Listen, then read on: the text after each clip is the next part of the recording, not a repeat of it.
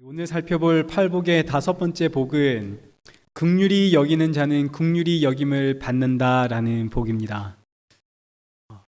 긍휼이라고 하는 단어는 불쌍히 여겨 돕다 이런 뜻입니다. 가여워서 돕다 이런 뜻이 이제 사전적인 의미입니다. 저 사람을 보니까 너무너무 불쌍해 보여서 너무너무 가여워서 돕는 사람을 긍휼히 여기는 사람, 이렇게 하는 거죠. 너무너무 불쌍해서 돕는 그 사람은 복이 있습니다. 복을 받습니다. 그런데 그 복은 어떤 복이냐면 누군가로부터 다시 불쌍히 여김을 당하는 복이라고 합니다. 근데 이게 복이 맞습니까? 한번 생각해 보시죠. 이게 복이 맞습니까? 우리가 이 세상을 사는 이유가 뭔가요? 오늘 우리가 이 세상에서 열심히 살아가는 이유는 불쌍하게 살고 싶지 않아서 열심히 살아가고 있습니다. 남에게 손 벌리기 싫어서, 빚지기 싫고, 자립하고 싶고, 독립하고 싶어. 그래서 우리 열심히 이 세상을 힘차게 살아가는 것 아닙니까? 우리 자녀들에게 너 열심히 공부해야지 하고 이렇게 푸시하는 이유가 뭔가요? 우리 부모님이 우리 청년들에게 공부 좀 하라고 푸시하는 이유가 뭡니까? 나중에 불쌍한 사람 되지 말라고 그렇게 푸시를 하는 거죠. 남을 돕는 사람이 되어야지, 남에게 도움 받으면서 사는 그런 불쌍한 사람 되지 말라고. 그래서 하는 말이 너 나중에 커서 뭐 되려고 그러니 제발 공부 좀 해라, 이거 아닙니까? 사람은 누구나 형편만 되면 남을 돕는 사람이 되고 싶지, 누군가에게 도움받으며 사는 것, 그건 원하지 않습니다. 우리 밴쿠버를 보시면 얼마나 많은 사람들이 자기가 가진 형편껏, 그게 부자든 가난하든 자기가 가지고 있는 형편이 되는 만큼 남을 도우며 도네이션을 하며 살아가고 있습니다. 그러나 도움을 받는 것, 사람들로부터 긍휼히 여김을 당하고 싶어 하지는 않습니다. 누군가를 도울 수 있는 사람이 되는 건 너무 좋은데 내가 망해서 내 처지가 완전히 낮아져서 누군가로부터 도움을 받는 것, 야, 저 사람은 참으로 불쌍한 사람이야, 이런 소리는 우리 듣고 싶어 하지 않죠.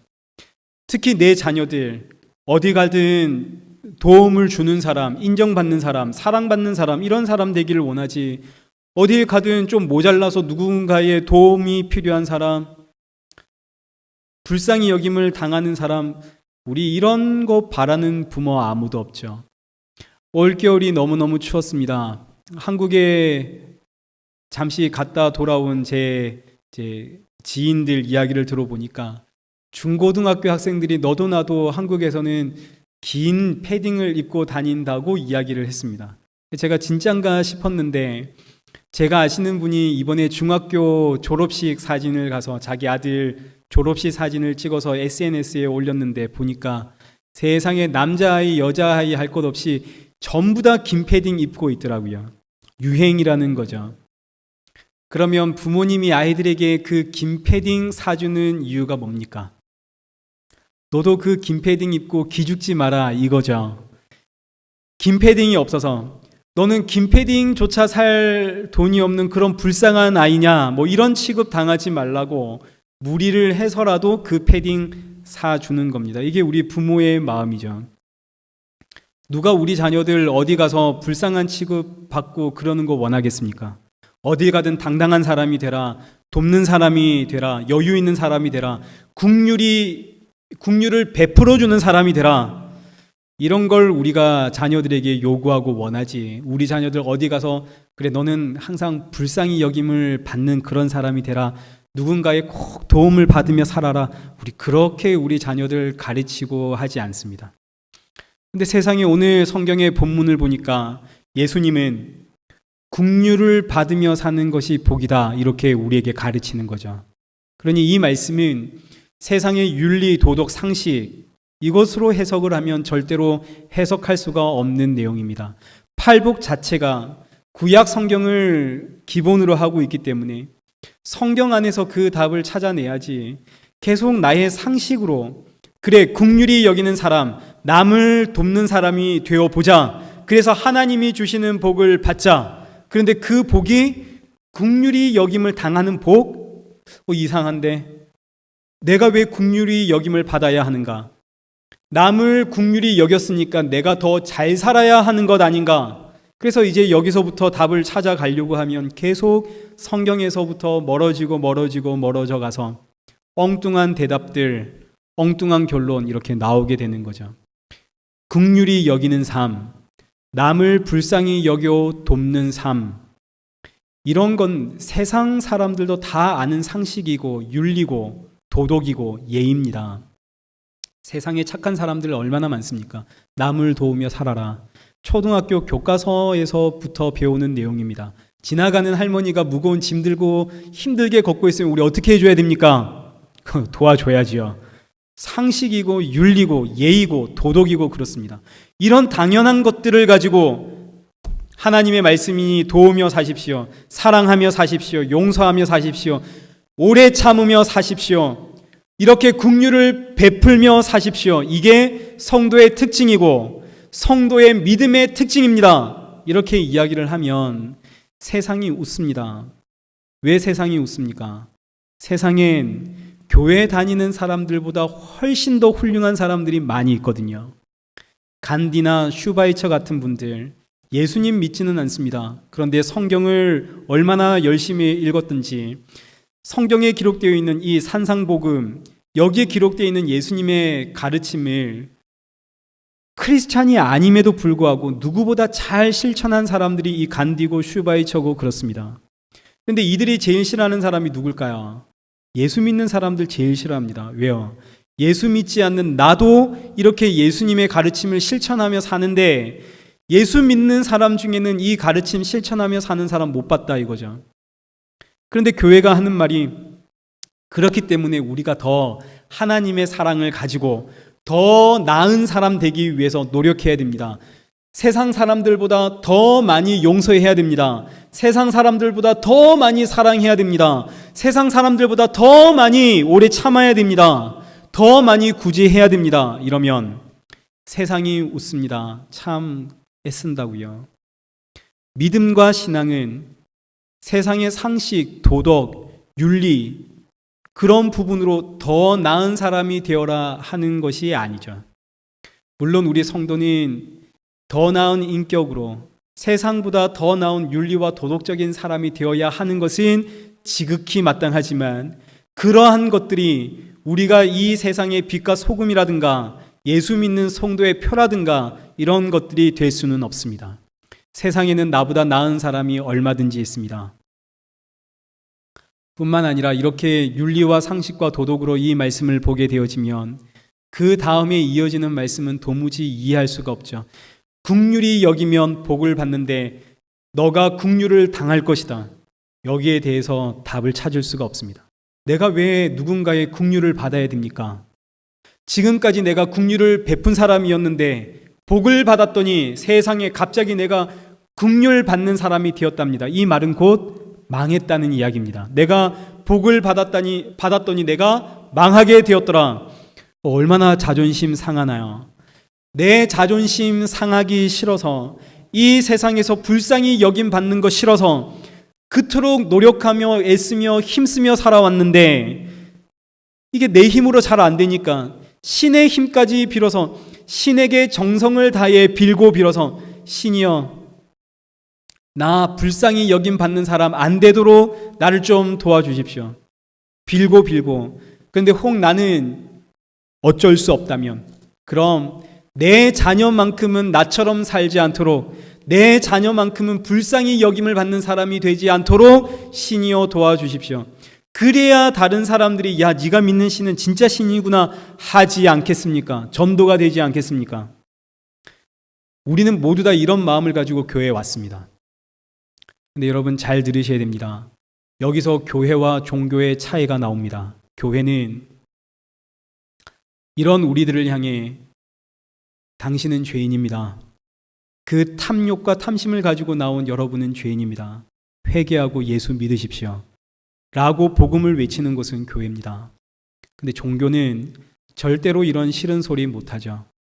오히려 사람 안에 있는 탐욕과 자기 사랑을 부추깁니다. 여러분, 이 성경을 이제 보십시오. 예수님께서 긍휼히 여기는 자는 긍휼히 여김을 받는다라고 하셨습니다. 하나님께 달라고만 하지 말고 먼저 남을 긍휼히 여기는 사람 되십시오. 그러면 하나님께 긍휼히 여김을 받는 사람이 될 겁니다. 이게 종교인들이 하는 이야기입니다. 이러면 우리 눈이 번쩍 뜨이죠. 아, 내가 먼저 남에게 긍휼을 베풀어야만 하나님께 복을 받는구나. 내가 먼저 남에게 긍휼을 베푸는 사람이 되어야만 하나님이 나를 불쌍히 여겨주시는구나. 하나님이 나를 불쌍히 여겨주시면 내 문제가 모두 다 해결이 되지.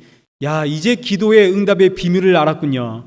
어떻게 하면 기도의 응답 받습니까? 내가 먼저 남에게 긍휼 베푸는 사람이 되면 됩니다. 그러면 하나님이 나를 불쌍히 여기셔서 그동안 내가 가지고 있던 모든 문제들 하나님 도와주시면 내가 그동안 가지고 있었던 나의 어떤 경제적인 문제들, 사업이 안 됐던 문제들, 취업이 안 됐던 문제들, 내 경제적으로 너무 힘들었던 문제들, 사람 때문에 너무나 힘들었던 이런 문제들, 이거 아무것도 아니게 하나님이 다 해결해 주시는군요. 제가 오늘 말씀에 은혜 받았습니다. 이제 앞으로 제가 선을 행하는, 긍휼을 행하는 사람 되겠습니다. 이게 종교가 하는 일입니다. 교회가 종교가 되어져 버리면 절대로 우리 안에 있는 죄를 지적하지 않습니다. 오히려 우리 안에 있는 자기 사랑과 우리 안에 있는 자기 이기심과 자기 탐욕을 더 부추겨내는 거죠. 틀림없습니다. 고린도전서 2장 9절 말씀을 한번 보시죠. 하나님께서 자기를 사랑하는 자들을 위하여 예비하신 모든 것이 있습니다. 하나님이 자기가 사랑하는 자들을 위하여 예비하신 모든 것, 이게 복이라는 이야기죠. 복. 하나님이 자기가 사랑하는 자들을 위해서 예비하신 그 모든 복은 사람이 눈으로 본 적도 없고 귀로 들은 적도 없고 마음으로 생각해 본 적도 없는 것들이라 하십니다. 근데 오늘 우리는 교회에 나와서 내가 남을 불쌍히 여기면 하나님이 나를 불쌍히 여겨서 나의 이 눈에 보이는 이 처지와 환경들, 안목의 정욕이죠. 내가 귀로 듣는 이 부러운 이야기들, 이 생의 자랑거리들이죠.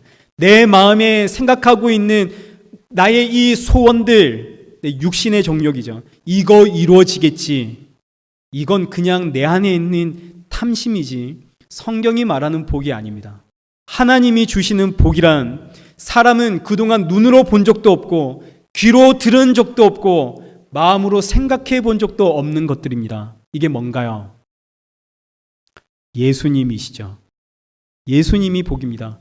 이스라엘 백성들이 하나님으로부터 복을 받기를 원했습니다. 근데 이 복은 하나님이 이 세상에 살아가고 있는 사람들이 너무나 불쌍해서 하나님이 사람으로 이 땅에 오시는 복인데, 이런 건 그동안 이스라엘 백성들이 눈으로 본 적도 없고 귀로 들어본 적도 없고 마음으로 생각조차 해본 적이 없습니다. 천지를 창조하신 하나님이 사람으로 이 땅에 오시다니.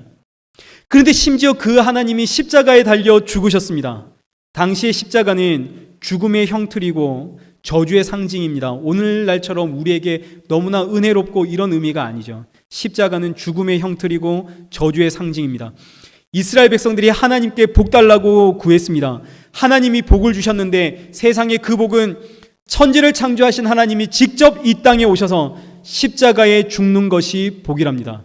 유대인들은 눈으로 본 적도 없고 귀로 들어본 적도 없고 마음으로 상상을 해본 적도 없죠. 그러니 하나님이 그 사랑하는 자들에게 주시는 복은 오직 예수 그리스도, 그 십자가에 죽으신 예수 그리스도의 보혈, 이것이 하나님의 복이지. 내 눈에 보이는 이 환경이 바뀌고, 안목의 정욕이죠. 내 귀에 들어오는 이 부러운 소리들이 나에게 이루어지고, 이 생의 자랑거리들이 내 안에 이루어지고, 내 마음의 욕망들이 성취되고 육신의 정욕들이 성취되어지고, 이건 복이 아닙니다. 이건 그냥 내 욕심이고 내가 나를 너무나 사랑하는 모습이고 내 욕망의 성취이지, 이건 복이 아닙니다. 이걸 복이라고 나와 있는 사람들에게 교회는 정신 좀 차리십시오. 회개하고 예수님 믿으십시오. 당신 때문에 예수님이 죽지 않았습니까? 예수님 믿으십시오. 이걸 외쳐야 됩니다. 교회가 종교가 되면 이런 소리 못하죠. 이런 소리 외치면 누가 교회에 나오겠습니까? 그래서 교회가 종교가 되어지면 죄를 지적하지를 못하고 반드시 사람을 위로하게끔 되어져 있습니다. 하나님이 주시는 복은 두 가지인데 영적인 복이 있고 육적인 복이 있죠.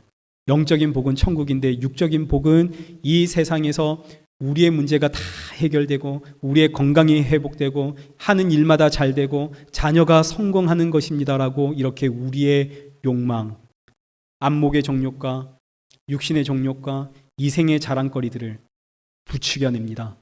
거짓말이죠. 그래서 성경은 항상 성경에서 답을 찾아야 되는데 긍휼히 여기는 자는 복이 있나니 긍휼히 여김을 받을 것이다 라는 이 말씀은 내가 남을 불쌍하게 여기면 하나님이 나를 불쌍히 여겨주십니다 이런 이야기 아닙니다. 로마서 5장 8절 말씀 한번 보시죠. 우리가 아직 죄인 되었을 때 그리스도께서 우리를 위하여 죽으심으로 하나님께서 우리에 대한 자기의 사랑을 확증하셨느니라. 내가 뭐 되었을 때에, 죄인이었을 때에 예수님이, 하나님이 나를 긍휼히 여겨주셨죠. 디도서 3장 5절 우리를 구원하시되 우리가 행한 바 의로운 행위로 말미암지 아니하고 오직 그의 긍휼하심을 따라, 내가 남을 긍휼히 여기는 그런 나의 어떤 의로운 행위 때문에 하나님이 날 구원하신 것 아닙니다. 내가 죄인인데 나를 불쌍히 여겨서 하나님이 구원해 주신 거죠. 그러니 지금 보니까 항상 나를 긍휼히 여기시는 분은 누구신가요? 하나님이시죠. 예수님이십니다. 나는 항상 죄인이었고 이런 나에게 긍휼을 베풀어 주시는 분은 항상 예수님이시죠. 하나님이십니다.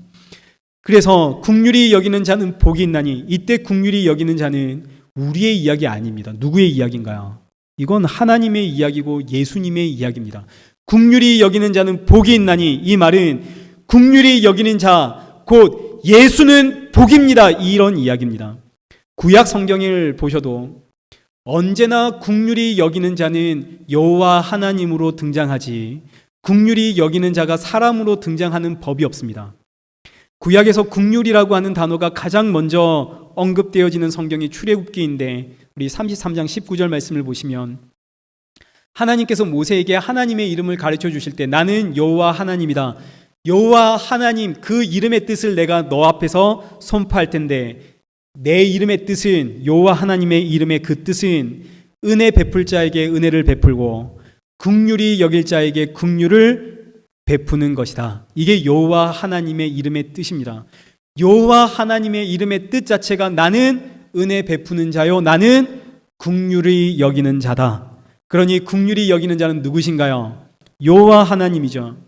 그래서 구약 역사를 우리가 창세기부터 쭉 훑어보시면 하나님은 언제나 항상 긍휼을 베푸시는 자입니다. 사람은 긍휼을 베푼 적이 없습니다. 아담과 하와가 선악과를 먹고 에덴 동산에서 쫓겨날 때 가죽옷을 지어서 그들에게 입히시고 그들의 죄의 수치를 가려주시고 내가 너희를 반드시 구원하겠다라고 약속하신 분, 긍휼을 베푸신 분 누구신가요? 하나님이시죠. 그런데 이렇게 긍휼을 받은 사람들은 어떻게 살았나요?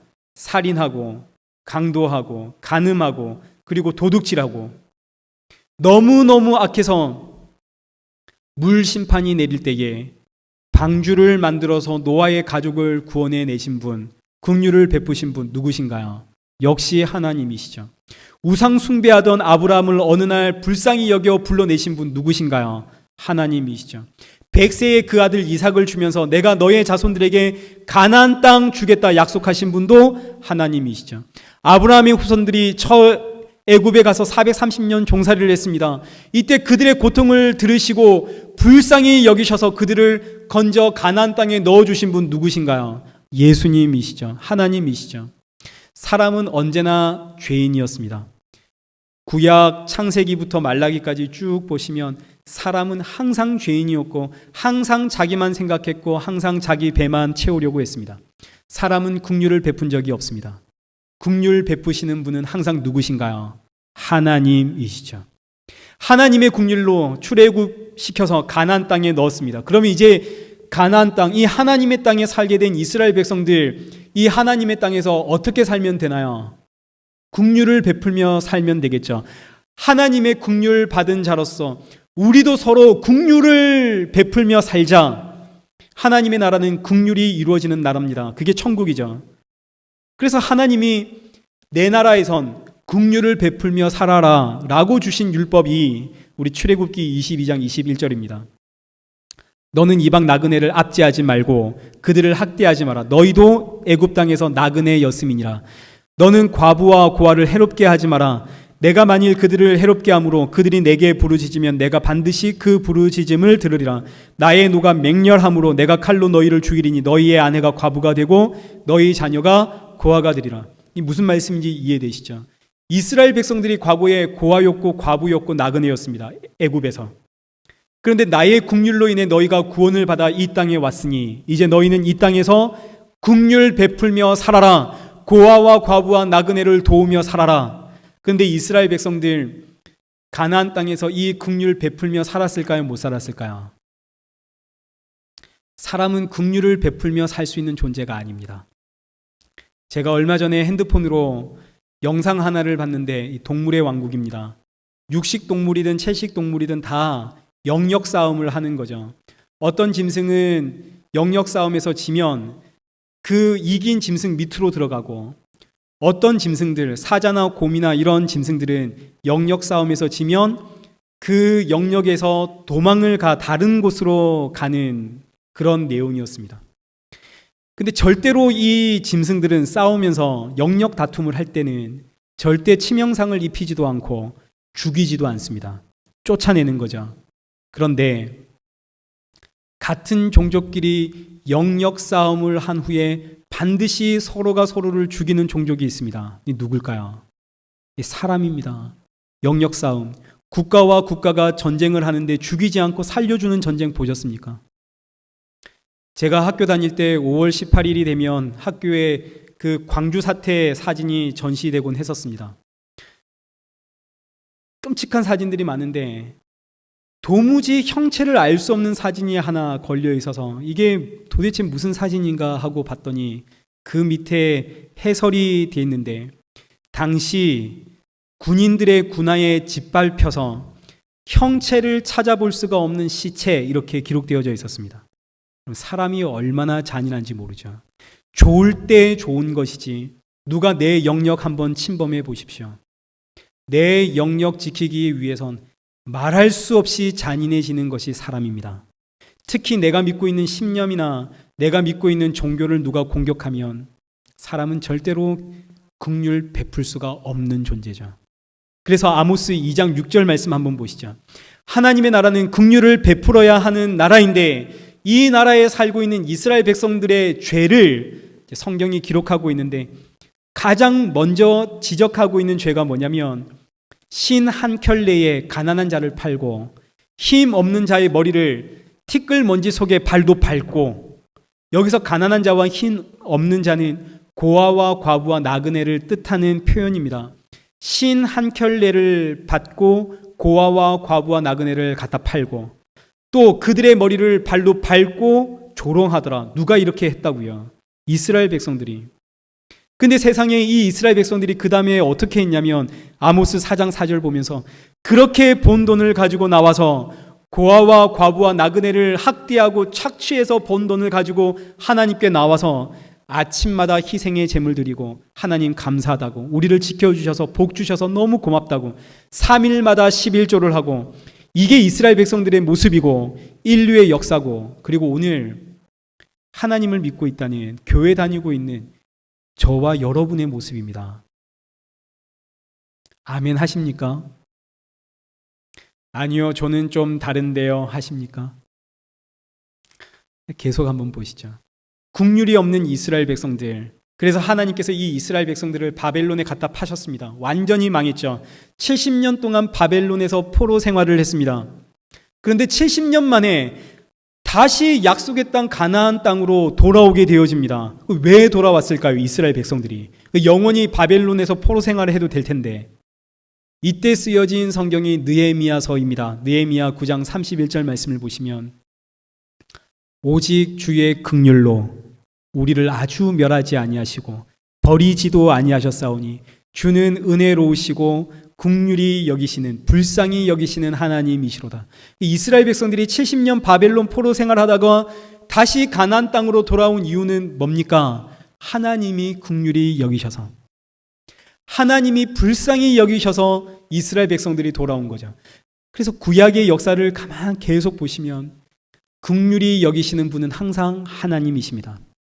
하나님이 이렇게 긍휼히 여기셔서 이스라엘 백성들이 가나안 땅에 다시 돌아왔으면 이제 어떻게 살면 됩니까? 이제야말로 정신을 바짝 차리고 하나님이 우리에게 긍휼을 베푸셨듯이 우리도 긍휼을 베풀며 살자, 이렇게 살면 되겠죠. 근데 돌아온 이스라엘 백성들, 우리가 하나님께 벌을 받은 이유는 우리가 하나님의 말씀을 안 지켜서 그렇다, 율법을 안 지켜서 그렇다. 그러니 우리 하나님의 말씀, 이 율법, 이 성경을 잘 지켜보자. 그래서 바벨론에서 돌아온 유대인들 안에 하나님의 말씀을 열심히 지켜내자라고 하는 운동이 일어났습니다. 이 운동이 바리새파 운동입니다. 바리새파 운동은 분리주의입니다. 분리주의. 우리는 율법을 지킨다. 근데 너는 율법 안 지키지. 우리는 너와는 달라. 분리주의입니다. 율법을 지키느냐 지키지 않느냐를 따라서 너와 나를 분리시키는 운동이 일어난 거죠. 이게 바리새파 운동의 핵심입니다. 이런 분리주의 안에는 긍휼이 있을까요, 없을까요? 긍휼이 있습니다. 왜 없겠습니까? 성경에, 율법에 긍휼히 여겨라, 고아와 과부와 나그네를 돌봐라. 그래서 바리새인들은 얼마나 열심히 고아와 과부와 나그네를 돌보았는지, 율법으로는 흠이 없는 사람들이죠. 율법으로는 흠이 없습니다. 그런데 이 바리새인들의 기도를 한번 보시죠. 누가복음 18장 11절.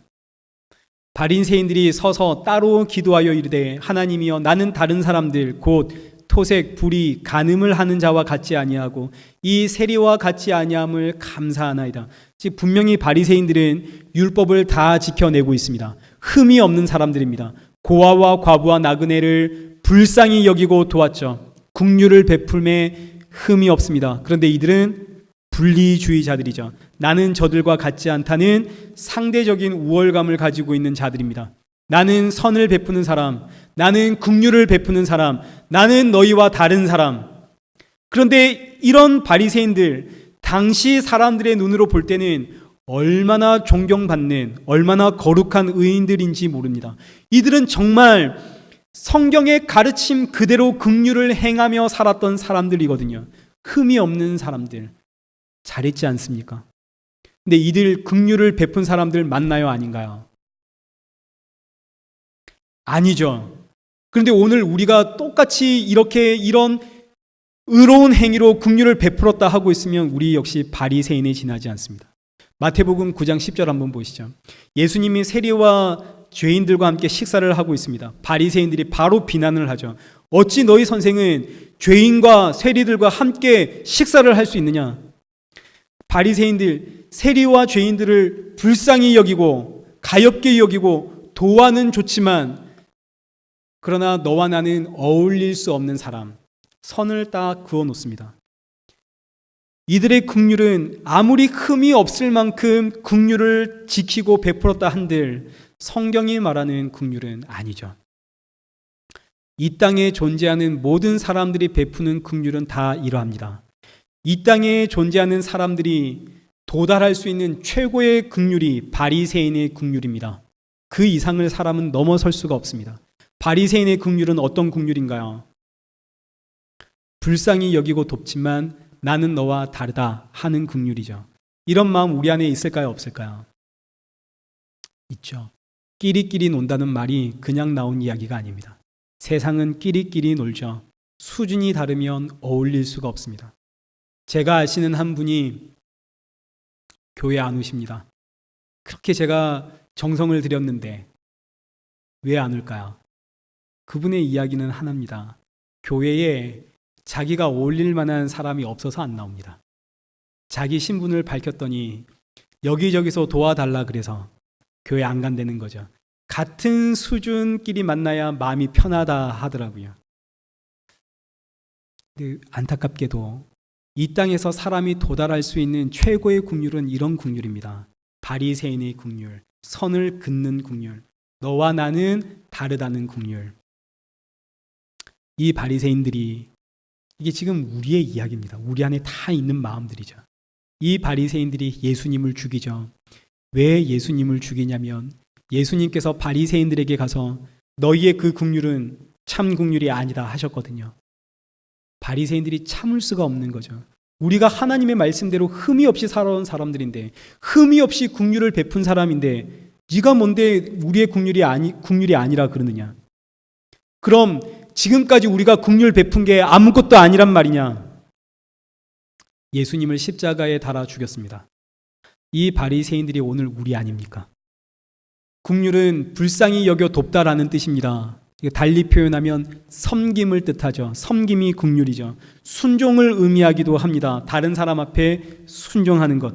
긍휼, 불쌍히 여겨 돕다, 섬김, 순종, 이거 다 같은 뜻입니다. 그럼 이제 한번 보시죠. 교회에 열심히 섬기고 순종하는 한 자매가 있습니다. 하나님이 나를 섬기셨기에 저도 섬깁니다. 그러고 열심히 피아노를 치면서 섬기는 자매가 이 앞에 있는 거죠. 제가 이 자매에게 가서 네가 피아노 치는 그게 무슨 섬김이니? 그 섬김 아니야 라고 하면 다음 주부터 피아노 치겠습니까? 여러분들이 찬양대로 봉사를 하고 주방에서 섬기고 있는데 정말 아무 말 없이 감사함으로 찬양대에서 봉사하고 주방에서 봉사하고 있는데 제가 찾아가서 뜬금없이 집사님 그건 봉사 아닙니다. 그건 섬김도 아닙니다. 이러면 얼마나 화가 나겠습니까? 안 하고 말지. 근데 아니 언제는 예수님만 보고 예수님 때문에 섬긴다면서요. 왜 목사 때문에? 왜 사람 때문에 맘상해서 봉사 그만두나요? 우리는 여기까지입니다. 이게 우리의 모습이죠. 우리가 얼마나 나를 사랑하고 있는지를 아셔야 됩니다. 아무리 하나님을 위해 예수님을 위해 봉사한다 그러고 섬긴다 그러고 헌신한다 그래도 칭찬을 받아야만 계속 하고 싶은 마음이 생기는 것이지, 누가 지적을 하면 하나님이고 뭐고 다 필요 없고 그만두고 싶죠. 우리가 말하는 섬김, 봉사, 헌신, 긍휼이라는 것은 다 이렇습니다. 왜요? 우리는 아담과 하와 이후로 하나님으로부터 끊어져 태어난 죄인들이기 때문입니다. 죄에 오염되어져 있기 때문에 이 죄의 문제가 해결되지 않는 이상은 우리는 늘 언제나 항상 나를 사랑하고 나 중심적이고 내 배만 채우며 살아갑니다. 이런 우리를 보며 참으로 애통해 하시고 참으로 긍휼 베푸시는 분은 오직 누구밖에 없으신가요? 하나님밖에 없으십니다. 구약 성경 내내 하나님이 긍휼을 베푸셨고, 그럼에도 불구하고 하나님의 긍휼을 알지 못하고 자기 배만 채우며 살아가는 이 땅의 인류들을 보면서 참으로 애통해하며 불쌍히 여겨 이들을 돕기 위해 이 땅에 오신, 긍휼을 베풀기 위해 이 땅에 오신 하나님이 바로 예수 그리스도. 그래서 예수님만이 긍휼히 여기시는 자, 긍휼을 베푸시는 자이십니다. 마태복음 9장 35절에서 36절 말씀 보시면 예수님이 이 땅에 오셔서 천국 복음 가르치시고 온갖 병든 자, 귀신 들린 자를 고치셨는데 그 예수님의 중심에 뭐가 있냐면 항상 무리를 보시고 불쌍히 여기심이 항상 그 중심에 있으셨죠. 이 백성을 보시고 불쌍히 여기신 분, 민망히 여기신 분, 긍휼히 여기신 분, 오직 예수님 뿐이십니다. 그래서 오늘 본문에 긍휼히 여기는 자는 복이 있다는 말씀은 예수님의 이야기입니다. 예수님이 복입니다. 이 예수님을 믿으면 긍휼히 여김을 받습니다. 그러면 이제 긍휼히 여김을 받는다는 말은 무슨 뜻일까요? 긍휼히 여김을 받는다는 말은 불쌍히 여김을 받아서 도움을 받는다 이런 뜻인데, 이 말씀은 하나님께서 우리 안에 성령을, 주의 영을 넣어주지 아니하시면 이건 우리가 받아들일 수가 없는 말씀입니다. 하나님의 영이 임하지 않으면 우리의 본성은 절대로 불쌍히 여김을 받는 것 원하지 않습니다. 내 자녀가 불쌍히 여김을 받는 것 원하지 않습니다. 내가 왜 불쌍히 여김을 받아야 됩니까? 그런데 주의 영이 임하면, 성령이 내 안에 임하면 그때 우리는 입술을 열어서 저는 정말 불쌍한 자입니다. 저를 불쌍히 여겨 주옵소서. 우리의 자녀들 정말 불쌍한 아이들입니다. 불쌍히 여겨 주옵소서. 이 아이들 더 불쌍한 자가 되게 하셔서 자기가 참으로 불쌍한 자임을 알게 하옵소서. 이런 고백이 우리의 입술에서 나올 수밖에 없는 거죠. 이 내용은 요셉의 이야기에서 아주 잘 드러납니다. 요셉이 형들에게 은 20개 팔려서 애굽으로 가게 되어지죠. 사실은 형들이 요셉을 죽이려고 그랬습니다. 은 20개 팔려서 죽은 요셉이죠. 그런데 이 요셉이 부활했습니다. 그리고 형제들을 다 구원해내죠. 지금 누구의 이야기입니까? 예수님의 이야기죠. 요셉의 인생은 오실 메시아 예수 그리스도의 이야기입니다. 요셉이 총리가 되었습니다. 애굽에서. 형들은 이미 요셉을 잊었죠. 요셉은 죽은 자입니다. 그런데 어느 날 가나안 땅에 큰 흉년이 들었죠. 애굽의 식량이 풍족하다는 말을 듣고 요셉의 형들이 애굽에 식량 사러 나왔습니다. 모두 요셉의 발 앞에 엎드려서 식량을 좀 나눠주십시오. 우리는 저 가나안에서 온 사람들입니다. 요셉 앞에 국류를 구하는 거죠. 이때 요셉이 자신의 정체를 밝힙니다. 형님들, 저 요셉입니다. 당신들이 팔아버린 동생 요셉입니다. 이때 형들이 어떻게 했나요?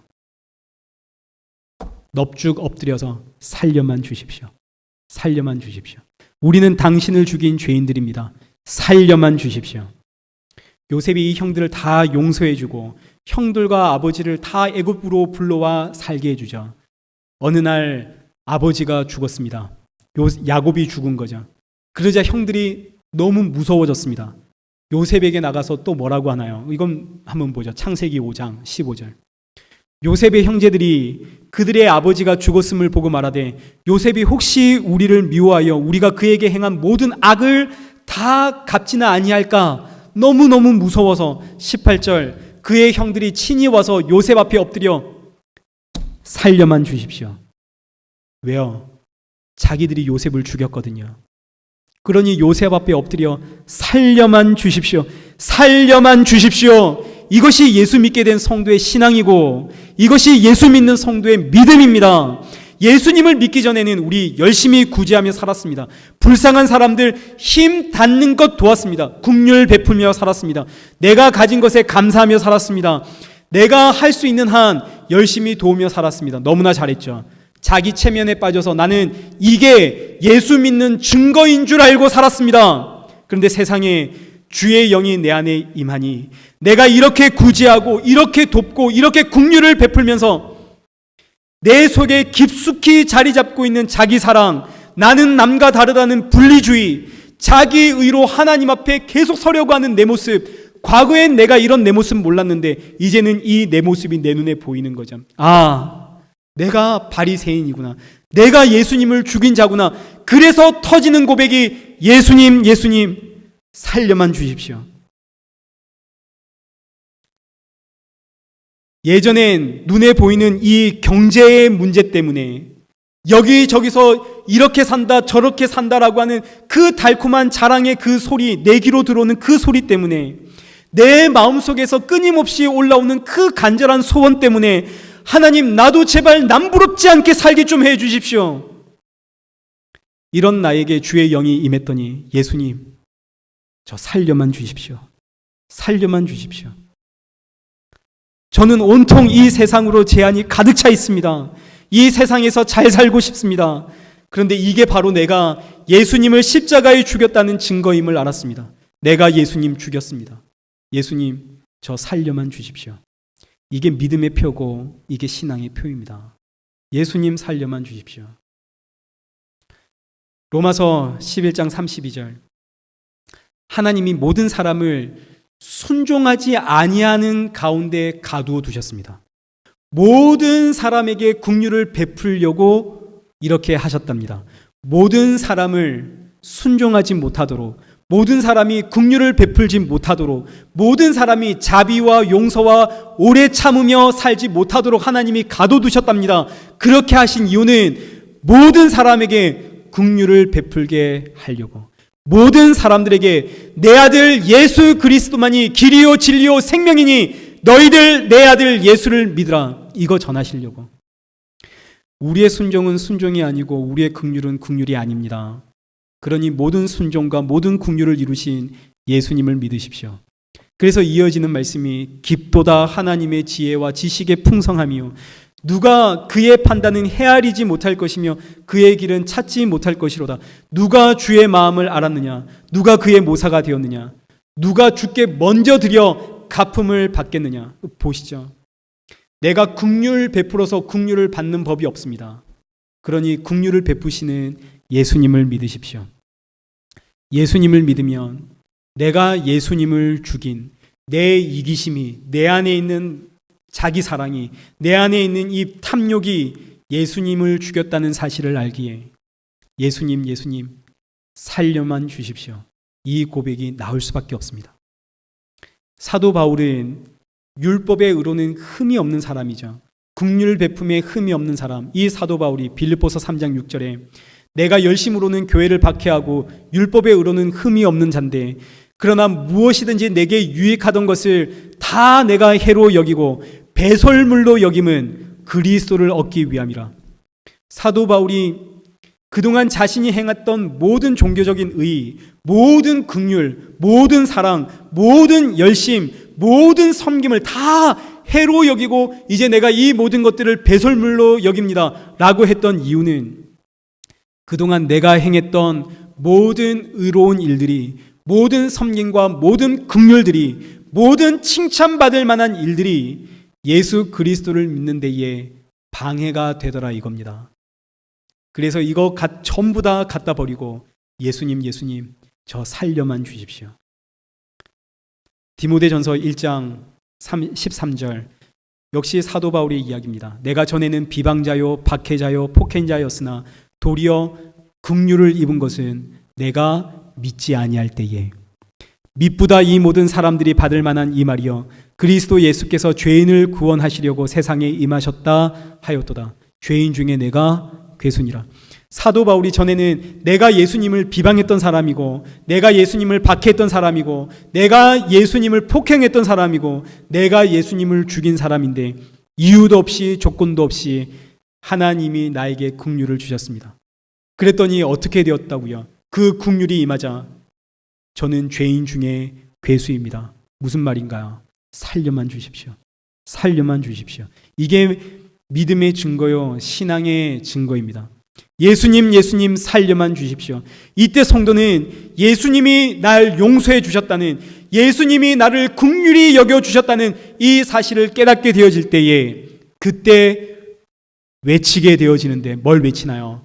믿보다 이 말이요 그리스도 예수께서 죄인을 구원하러 세상에 오셨도다. 그래서 긍휼히 여기는 자이신 예수 그리스도를 믿게 되어지면 긍휼히 여김을 받게 되어지는데 이 긍휼히 여김을 받게 되어지면 믿보다 이 말이요 그리스도 예수께서 죄인을 구원하러 이 세상에 오셨도다. 이거 외에는 할 말이 없습니다. 자랑할 게 없는 거죠. 말씀을 맺겠습니다. 시편 85편 10절입니다. 구약의 수수께끼와 같은 말씀입니다. 인애와 진리가 같이 만나고, 인애는 긍휼을 똑같은 단어입니다. 긍휼과 진리가 같이 만나고 의와 화평이 서로 입맞추는 곳, 이곳이 어딜까요? 긍휼과 진리는 서로 함께 한 자리에 있을 수가 없습니다. 진리를 실행하면 옳은 자는 상을 받고 나쁜 자는 벌 받아야 됩니다. 그러니 긍휼이 설 자리가 없죠. 반대로 긍휼이 서면 불쌍하다고 용서해 줘야 됩니다. 그럼 진리가 설 자리가 없죠. 어떻게 긍휼과 진리가 한 자리에 같이 설 수가 있겠습니까? 의와 화평도 똑같습니다. 의는 법을 뜻합니다. 법을 실행하면 화평해질 수 있나요, 없나요? 법을 집행하면 화평해지지가 않습니다. 화평해지려면 어떻게 해야 화평해지나요? 적당하게 좀 속을 때는 속아주면서 좋은 게 좋은 거라고 적당히 넘어가야만 서로 화평해질 수 있는데 작은 실수 하나도 지적해서 그 법대로 하자, 말 실수 하나도 꼬투리 잡아서 법대로 하자, 심지어 성경의 법은 마음의 생각까지도 심판하니까 내가 속으로 생각할 때마다 법의 잣대를 들이밀며 법대로 하자, 절대로 화평해질 수가 없죠. 의와 화평은 도무지 함께할 수가 없는데, 그런데 도무지 함께할 수 없는 긍휼과 진리가 함께하고 의와 화평이 입을 맞춘다. 이거 어딜까요? 구약의 수수께끼입니다. 구약에서는 도무지 이해할 수 없는 내용이죠. 예수 그리스도께서 이 땅에 오시면서 이 수수께끼가 풀립니다. 긍휼과 진리가 만나고 의와 화평이 만나는 곳은 어딘가요? 십자가죠. 하나님께서 그 진리의 말씀대로 우리를 심판하시면 살 자가 아무도 없습니다. 근데 그 심판을 예수 그리스도가 십자가에서 나 대신 받으시고 나에겐 긍휼을 주셨죠. 진리와 긍휼이 어디서 만났다고요? 십자가에서 만나죠. 하나님이 그 의대로 그 법대로 심판하시면 우리 살 자가 아무도 없습니다. 그런데 그 법의 심판을 예수님께서 십자가에서 나 대신 받으시고 우리 안에는 뭐 주셨나요? 화평 넣어 주셨죠. 의와 화평이 만나는 곳 어딘가요? 십자가죠. 그래서 요한복음 14장 27절 평안을 너에게 주노라. 이것을 너에게 이르는 것은 너희로 내 안에서 평안을 누리게 하려 함이니라. 그러니 주의 영이 임하면 예수님 살려주십시오. 제가 예수님 죽였습니다. 예수님 살려주십시오 하고 예수님을 믿게 되어지고 그 예수님으로부터 긍휼히 여김을 받게 되어지면 우리 안에 뭐가 찾아오나요? 평안이 찾아오죠. 이때 성도가 외치는 말은 오직 하나뿐입니다. 미쁘다 이 말이여 그리스도 예수께서 죄인을 구원하러 이 세상에 오셨습니다. 그러니 여러분 예수님 믿으십시오. 이거 외에는 우리가 외칠 말이 없습니다. 자랑할 것이 없습니다. 여러분 오늘 교회에 와서 어떤 이야기 듣고 싶습니까? 이 예수님 이야기 듣고 가셔야 됩니다. 이 예수님 믿고 사셔야 됩니다. 그래야만 여러분 안에 예수 그리스도가 주시는 화평이 있습니다. 이 긍휼의 은혜로 화평을 누리며 살아가는 이 예수님을 자랑하며 살아가는 저와 여러분 되시길 축원합니다.